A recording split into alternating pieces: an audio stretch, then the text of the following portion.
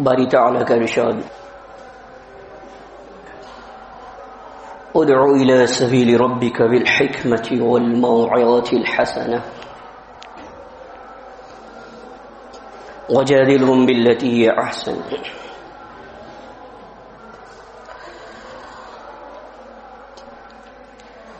محمد الرسول اللہ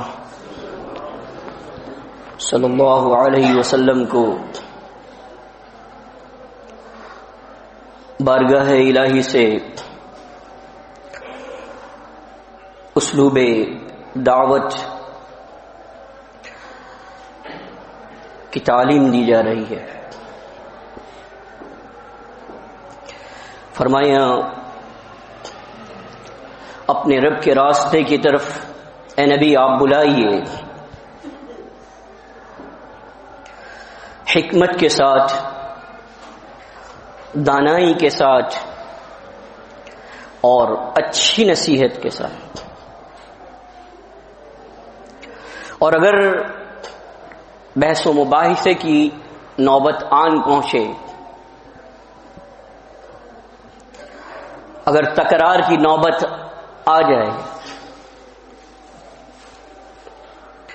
تو وہ بھی بہت احسن طریقے سے ہونی چاہیے۔ کیا وجہ ہے کہ نبی آخر الزمان احمد مجتبی محمد مصطفیٰ صلی اللہ علیہ وسلم کو بارگاہ الہی سے یہ پیغام مل رہا ہے کہ دانائی اور حکمت کو ہر حال میں ملحوظ خاطر رکھا جائے۔ عمومی اعتبار سے جب کسی کو دعوت دی جاتی ہے تو دعوت میں یہ دیکھا نہیں جاتا کہ اس کے علمی استعداد کی مناسبت سے اس کو پیغام پہنچایا جائے۔ اللہ کے داعی کو یہ معلوم ہونا چاہیے کہ ایک سامنے والے کی مد مقابل کی علمی استعداد کیا ہے، اس کی علمی صلاحیت کیا ہے، اس کی ذہنی سطح کس حد تک ہے، معاشرے کے اندر وہ کس تہذیب و تمدن سے متعلق ہے، وہ آپ کی بات کو اس جگہ پہ رکھ بھی سکے گا کہ جو آپ بات کر رہے ہیں یا نہیں۔ اور پھر نصیحت کہا گیا کہ نصیحت نہیں بلکہ اچھی نصیحت۔ ہمارے ہاں ہم ناصحانہ کردار ادا کر رہے ہوتے ہیں لیکن وہ ناصحانہ نہیں ہوتا بلکہ وہ اشتعال دلانے والا طریقہ کار ہوتا۔ کبھی بھی یاد رکھیے گا دین کی دعوت کے معاملے میں یہ طریقہ کوئی اچھا طریقہ ثابت نہیں ہوگا۔ معاملے میں کسی معاملے کو حل کرنے کے لیے دو طریق ہوتے ہیں۔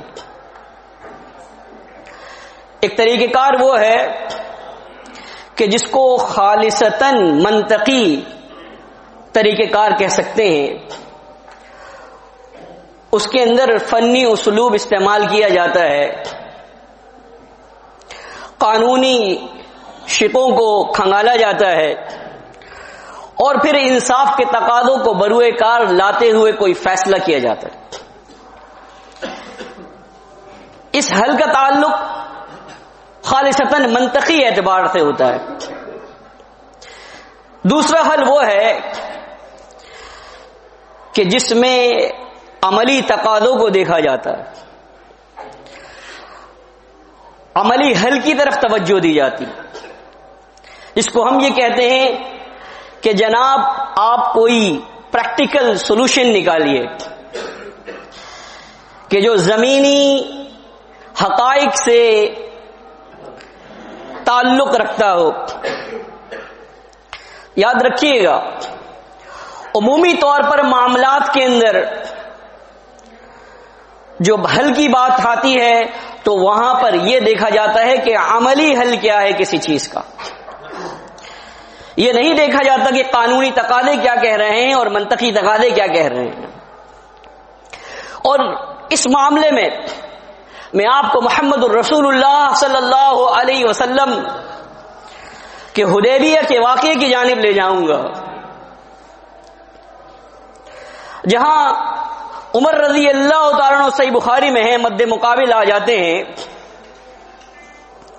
اور یہ کہتے ہیں اللہ کے نبی صلی اللہ علیہ وسلم کہ ہم حق پر اور ہمارے مد مقابل باطل پر نہیں ہیں. کہا بالکل یقیناً. کہا کہ آپ اللہ کے سچے نبی نہیں ہیں. کہا ہے عمر یقیناً میں اللہ کا سچا نبی ہوں. تو کیا آپ نے یہ نہیں کہا تھا کہ ہم عمرہ کریں گے؟ ہاں میں نے یہ کہا تھا کہ ہم عمرہ کریں گے، لیکن کیا میں نے یہ کہا تھا کہ ہم اسی سال عمرہ کریں گے؟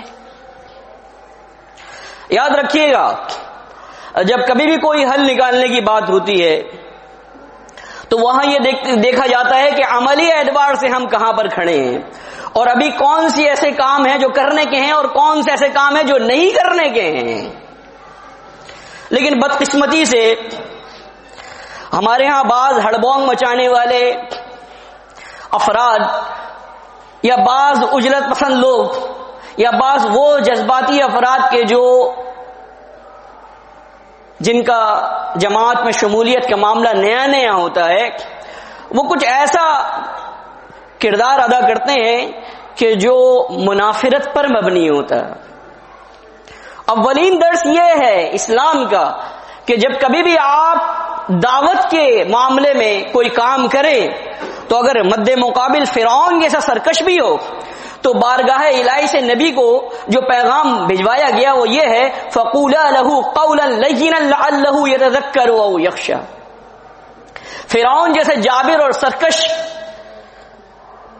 بادشاہ کے سامنے بھی موسیٰ اور ہارون علیہ السلام کو جو بات کہی گئی وہ یہ، دیکھو فرعون کی جانب جاؤ، اذهبا الى فرعون انه طغى، فرعون کی جانب جاؤ اس نے سرکشی کی ہے. فقولا له قولا لینا لعله يتذكر ويخشى، اور اس سے نرمی سے گفتگو کرنا ہو سکتا ہے کہ وہ اللہ رب العالمین سے ڈر جائے اور تقوی اختیار کرے. اللہ رب العالمین جل وعلا کا ارشاد ومن احسن قولا ممن دعا الى الله وعمل صالحا وقال انني من المسلمین.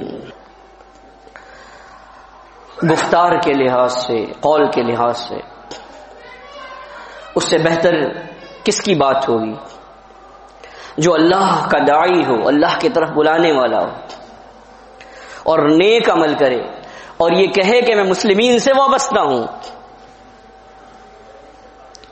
وابستگی کا شعور پیدا ہو جانا، اس کا تعلق محض تقریب جمعہ کے برپا کرنے سے نہیں ہے، بلکہ یہ ہے کہ ہم خوشی میں، ناخوشی میں، تنگی میں، خوشحالی میں، ہر معاملے میں جب بھی ندا دی جائے تو امید یہ رکھی جائے کہ سامنے سے لبیک کی آواز آئے. مسلمین سے وابستگی کا مطلب یہ ہے، مسلمین میں شامل ہونے کا مطلب یہ ہے. ایسا نہیں ہے کہ ایک طرف اگر کوئی پکار، اگر ایک طرف کوئی ندا کا معاملہ ہے تو دوسری طرف کچھ اور ہے. نہیں، جب کبھی بھی کوئی بات کہی جائے اس کو غور سے سنا جائے، اس پر عمل کرنے کی کوشش کی جائے، انتظامی معاملے میں بھی اور دینی معاملے میں بھی. آپ یہ دیکھیں گے اللہ کے نبی صلی اللہ علیہ وسلم آپ نے مومنین کی ماں عائشہ صدیقہ طیبہ طاہرہ مطہرہ عفیفہ رضی اللہ عنہا کا مخاطب کرتے ہوئے کہا، صحیح بخاری، اے عائشہ اگر تمہاری قوم کا نیا نیا کفر چھوڑنا نہ ہوتا لہدمت الکعبۃ، تو میں کعبے کو منہدم کر دیتا. وَلَبَنَيْتُهَا عَلَى أَسَاسِ إِبْرَاهِيمَ، اور میں اسے دوبارہ ابراہیم علیہ الصلوۃ والسلام کی جو بنیادیں تھیں اس کے مطابق استوار کر دیتا. آپ دیکھتے ہیں ابھی جو کعبۃ اللہ ہے وہ چکور ہے، اس میں حتیم شامل نہیں ہے، لیکن ابراہیم علیہ السلام نے جو بنیادیں اٹھائی تھی اس میں حتیم بھی شامل تھا. تو نبی صلی اللہ علیہ وسلم نے کیا فرمایا کہ میں اسے ابراہیم علیہ السلام کی جو بنائی ہوئی بنیادیں تھیں اس پر میں اٹھا دیتا، لیکن آپ نے یہ کام محض اس لیے چھوڑ دیا کہ لوگ ابھی ابھی نئے نئے کفر سے اسلام انہوں نے قبول کیا ہے، ان کے اوپر یہ بڑا شاک گزرے گا کہ کعبۃ اللہ کو منہدم کر دیا گیا. اہم بات یہ ہے، میں آپ کو بتا رہا تھا، سب سے اہم یہ ہے کہ عملی کسی چیز کا حل کیا ہے، اس عملی حل کے مطابق ہم سب کو اجتماعی صورت کے اندر آگے بڑھنا ہے، اور یہی وہ کام ہے کہ جو ایک مومن اس چیز کو سمجھتا ہے اور حکمت کے تقاضوں کے مطابق آگے بڑھتا ہے. آپ یہ دیکھیں گے صہیب بن سنان رضی اللہ تعالیٰ عنہ، یہ وہ صحابی ہیں کہ جن کا تعلق روم سے ہے. ان کو دعوت ملی اور انہوں نے اسلام قبول کیا، مکہ آئے. ان کا تعلق پیشہ تجارت سے تھا. تو جب وہ ہجرت کرنے کی انہوں نے محمد رسول اللہ صلی اللہ علیہ وسلم کے بعد چاہی کہ ہجرت میں کر لوں مدینہ، اس لیے کہ نبی صلی اللہ علیہ وسلم نے ہجرت کی ہے، صحیح ابن ابان میں صحیح سند سے.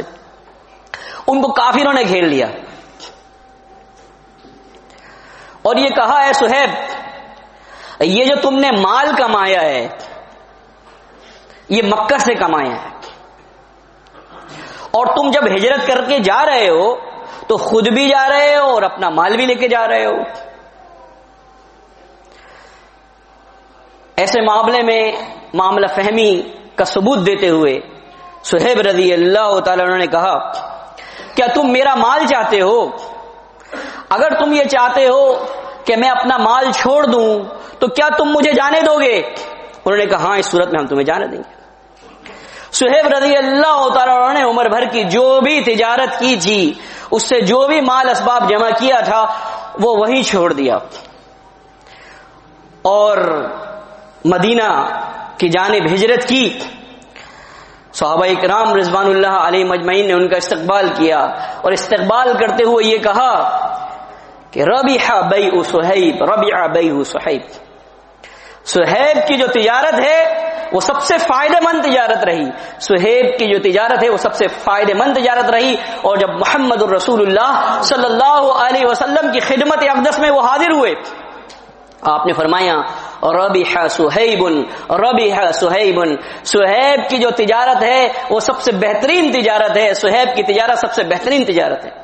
یعنی انہوں نے معاملہ فہمی کا ثبوت دیتے ہوئے یہ کیا کہ اپنے مال کو وہیں چھوڑ دیا. انہوں نے یہ نہیں دیکھا کہ اس وقت ان سے قانونی بحث چھیڑ دی جائے یا کوئی فنی منہ شگافتیوں کے ذریعے سے اپنے آپ کو حق پہ ثابت کیا جائے. ایک بات یاد رکھیے گا، محمد الرسول اللہ صلی اللہ علیہ وسلم نے ارشاد فرمایا، ابو داؤد میں صحیح سند سے حدیث ہے، ابو امامہ الباہلی رضی اللہ عنہ سے روایت ہے، انا زعیم ببیت فی ربد الجنۃ لمن ترک المراء وان کان محقا. میں جنت میں ایک جگہ کی ضمانت دیتا ہوں اس شخص کے لیے کہ جو جھگڑے کو چھوڑ دے اگرچہ وہ حق پر ہی کیوں نہ ہو. معلوم ہوا کہ محمد الرسول اللہ صلی اللہ علیہ وسلم اپنے امتیوں کو کیا بات سمجھا رہے ہیں. یاد رکھیے گا کہ اگر ہم میں معاملہ فہمی نہیں ہے اور ہم دین کی دعوت کو ایک اچھے منصوبے سے، ایک اچھی پلاننگ کے ساتھ آگے نہیں بڑھا رہے، لیکن نہیں چل رہے، تو ہم کوئی کام جو ہے وہ آئندہ صحیح خطوط کے اوپر استوار نہیں کر سکیں گے. اللہ رب العالمین مجھے، آپ کو، ہم سب کو عمل کرنے کی توفیق عطا فرمائے. اقول قولی ھذا لی ولکم استغفر اللہ.